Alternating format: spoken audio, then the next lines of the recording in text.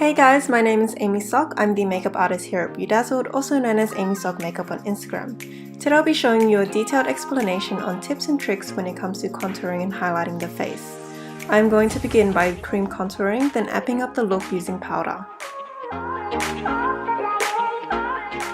After applying a thin layer of foundation, you want to start by concealing and highlighting the areas that you want to bring forward. For instance, begin by covering the darker areas under your eyes. I'm using Senna's Totally Transforming Concealer in Neutral Light on Nanshi's concealer brush to create a triangle-like shape. This will help bring out a natural glow to the face. If you're stuck on determining what shade to use when concealing your face, I suggest going 1 or 2 shades lighter than your skin tone. For example, the model has on Ofra's foundation in the number 2. If you wanted to conceal using the same foundation, this model would be using the number 1 or 0.5 as a dupe. Any lighter than that can give the appearance of cakey makeup or even make you look ashy. Not all foundations are ranked according to shade colors, so it just really depends on the type of foundation you're using.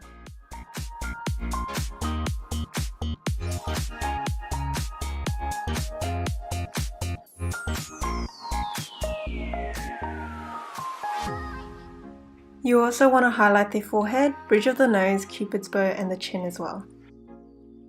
The next step is to contour by bronzing the areas you want to pull back and recede. By this I mean contour the areas you would want to slim down. Contouring those areas will definitely define and sculpt the face. Most people contour to achieve that oval shape, therefore contouring the cheekbones, edges of the forehead, and the sides of the nose. What's great about Ofra's foundation is that not only can you use it as a foundation, but you can also use it as a cream contour. I am using the shade 4 on Nanshi's foundation brush to contour the edges of her face. You might notice why this cream contour is lighter than her skin color. That's because this foundation oxidizes, meaning it looks lighter when it's in the bottle, but once it's applied to the face, it fades to a darker shade. I didn't choose a much darker shade just because I'll be going in with powder later to intensify the contour. If you want a more natural contour, a trick you can use is by looking at your neck and finding the darkest shade on your neck and using that shade to bronze. Another trick you can use when contouring the cheekbone is to start from the top of the ear and visualize a line coming down to the corner of the lip, stopping where the pupil is and making sure that the thickest part should be towards the ear as it goes thinner towards the lip.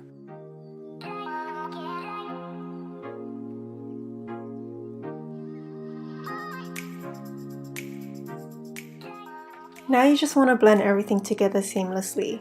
With Nanshi's angled airbrush, I am starting by blending the contour into the skin using dabbing motions.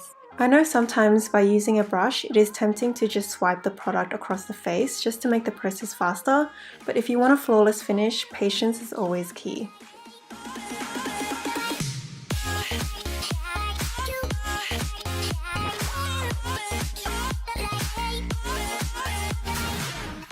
To blend the concealer, I'm just using a beauty sponge and dabbing the product into the skin, not straying away too much from where it was placed.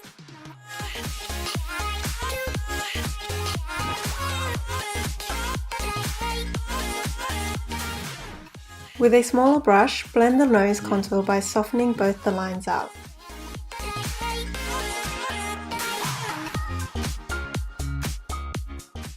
Then continue blending the rest of the concealer, also softening any harsh lines to create a gradient effect throughout the face.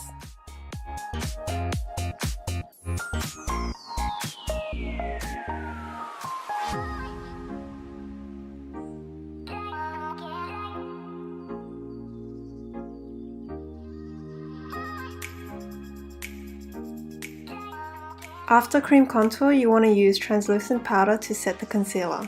These areas are under the eyes, forehead, bridge of the nose, cupid's bow and chin, or any areas that tend to get oily such as under your cheek contour.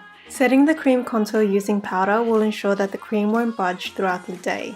There are many types of powders on the market that you can use, such as brightening powder, pressed powder, smoothing powder, mattifying powder, and so on. It just really depends on your skin type and what kind of look you're going for.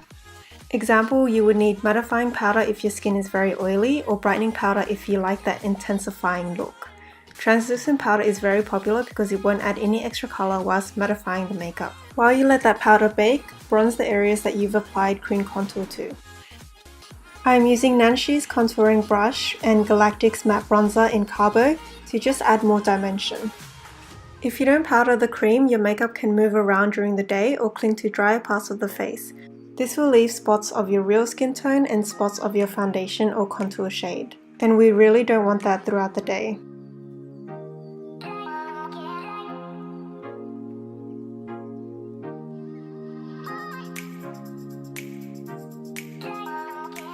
For a dramatic look or makeup needing to stay on all day, it is better to apply both cream and powder contour.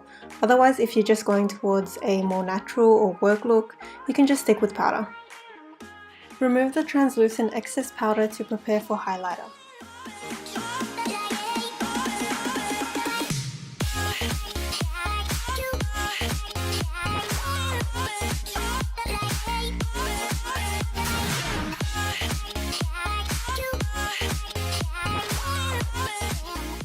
For the final step, highlight the high points of the face.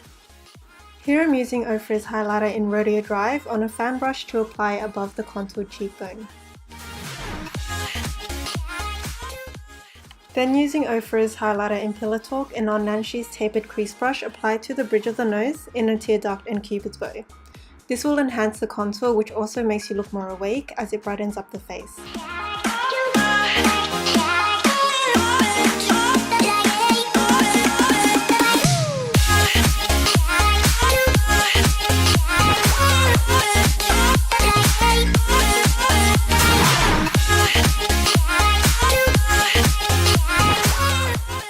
If you guys enjoyed this look, please give it a like or subscribe to our channel down below for more how-tos and tutorials.